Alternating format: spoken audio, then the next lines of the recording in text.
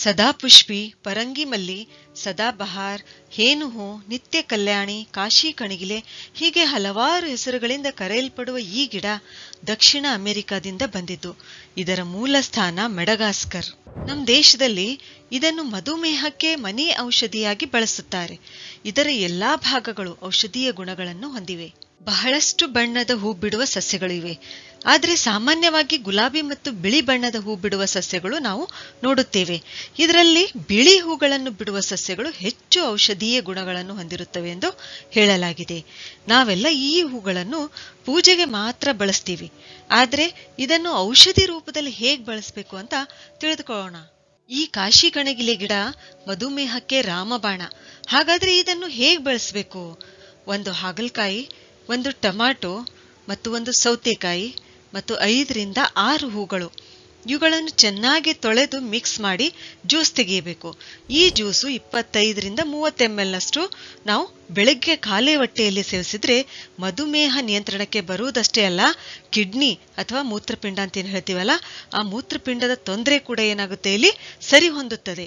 ಈ ಸದಾಪುಷ್ಪಿಯಲ್ಲಿರುವ ಅಲ್ಕಲಾಯ್ಡ್ಗಳು ಪ್ಯಾಂಕ್ರಿಯಾಸ್ನಲ್ಲಿರುವ ಬೀಟಾ ಸೆಲ್ಗಳಿಗೆ ಶಕ್ತಿ ಕೊಡುತ್ತದೆ. ಇದು ಸರಿಯಾದ ಪ್ರಮಾಣದ ಇನ್ಸುಲಿನ್ ತಯಾರಿಸುವುದಕ್ಕೆ ಹೆಲ್ಪ್ ಮಾಡುತ್ತೆ. ಇದು ಸಕ್ಕರೆ ಅಂಶವನ್ನು ಕಂಟ್ರೋಲ್ ಮಾಡುತ್ತೆ.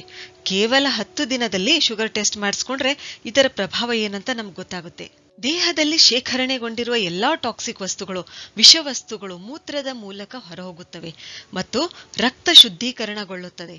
ಮಧುನಾಶಿನಿ ಟ್ಯಾಬ್ಲೆಟ್ಸ್ ನಲ್ಲಿ ಕೂಡ ಏನಂತಂದ್ರೆ ಈ ಹೂಗಳನ್ನು, ಸದಾಪುಷ್ಪಿ ಹೂಗಳನ್ನು ಬಳಸುತ್ತಾರೆ. ಈ ಸಸ್ಯದ ಬೇರಿನ ತೊಗಟೆಯಲ್ಲಿರುವ ಅಲ್ಕಲಾಯ್ಡ್ಗಳು ಅಧಿಕ ರಕ್ತದೊತ್ತಡವನ್ನು ತಗ್ಗಿಸುತ್ತವೆ, ನಿದ್ರೆಯನ್ನು ಹೆಚ್ಚಿಸಿ ಆತಂಕ ಕಡಿಮೆ ಮಾಡುತ್ತವೆ, ದೇಹದ ಮಾಂಸಖಂಡಗಳಲ್ಲಿ ಬಿಗಿತವನ್ನು ಸಡಿಲಗೊಳಿಸಿ ಡಿಪ್ರೆಷನ್ ಕಡಿಮೆ ಮಾಡುತ್ತವೆ.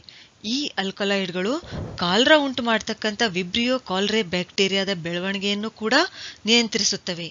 ಈ ಸಸ್ಯವು ಅಲ್ಕಲಾಯ್ಡ್ಗಳು, vitamin E, iron, magnesium, phosphorus, copper ಮತ್ತು ಸೆಲೆನಿಯಂ ಇವುಗಳಿಂದ ಸಮೃದ್ಧವಾಗಿದೆ.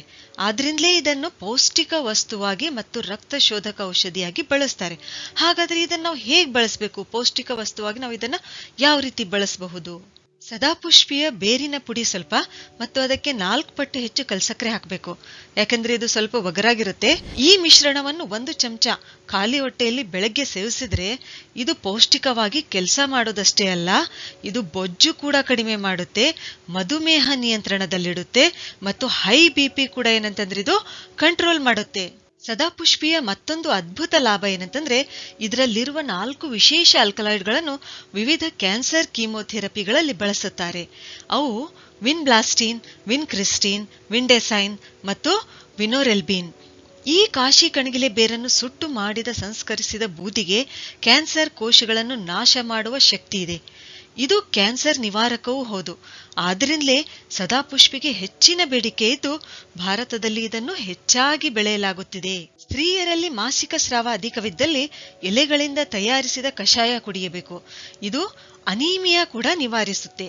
ಇನ್ನು ಚೇಳು ಕಡಿದಾಗ ಇದರ ಬೇರನ್ನು ಅರೆದು ಚೇಳು ಕಡಿದ ಜಾಗಕ್ಕೆ ಹಚ್ಚಿದ್ರೆ ಉರಿ, ನೋವು ಅದು ಕೂಡ ಏನಂತಂದ್ರೆ ಇಲ್ಲಿ ಕಡಿಮೆ ಆಗುತ್ತೆ. ಹೂವಿನ ಕಷಾಯ ಮಾಡಿ ತಲೆಗೆ ಸೀರಮ್ ಆಗಿ ಬಳಸಿದ್ರೆ ಹೇನು ಸಮಸ್ಯೆ ಕೂಡ ಇದರಿಂದ ನಿವಾರಣೆ ಆಗುತ್ತೆ. ಅಷ್ಟೇ ಅಲ್ಲ, ಕೂದಲಿನ ಆರೋಗ್ಯ ಕೂಡ ಏನಂದ್ರೆ ಸುಧಾರಿಸುತ್ತೆ. ಈ ಕಾಶಿ ಕಣಿಗಿಲೆ ಬಳಸುವಾಗ ನಾವು ವಿಶೇಷವಾಗಿ ಗಮನದಲ್ಲಿಡಬೇಕಾದ ವಿಷಯ ಏನಂತಂದ್ರೆ ಲೋ ಬಿಪಿ ಅಂದ್ರೆ ಕಡಿಮೆ ರಕ್ತದೊತ್ತಡ ಇರುವವರು ಯಾವುದೇ ಕಾರಣಕ್ಕೂ ಇದನ್ನ ಸೇವಿಸಬಾರ್ದು. ಯಾಕಂದ್ರೆ ಇದು ಮತ್ತಿಷ್ಟು ರಕ್ತದೊತ್ತಡವನ್ನು ಕಡಿಮೆ ಮಾಡುತ್ತೆ. ಇನ್ನು ಗರ್ಭಿಣಿಯರು, ಹಾಲು ಉಣಿಸ್ತಕ್ಕಂಥ ತಾಯಂದ್ರು ಕೂಡ ಇದರ ಉಪಯೋಗ ಮಾಡದೇ ಇದ್ರೆ ಒಳ್ಳೆಯದು. ಆಮೇಲೆ ನರರೋಗಿಗಳು ಇದರ ರಸ ನೇರವಾಗಿ ಸೇವಿಸಬಾರ್ದು. ಅದಕ್ಕೆ ಹೇಳೋದು, ಅರಿತು ಉಪಯೋಗಿಸಿದ್ರೆ ಆರೋಗ್ಯಕ್ಕೆ ಒಳ್ಳೆಯದು. ಸರಿ, ಹಾಗಾದ್ರೆ ಮುಂದಿನ ವಿಡಿಯೋದಲ್ಲಿ ಮತ್ತೊಂದು ಉಪಯುಕ್ತವಾದ ಮಾಹಿತಿಯೊಂದಿಗೆ ಭೇಟಿಯಾಗೋಣ. ಧನ್ಯವಾದಗಳು.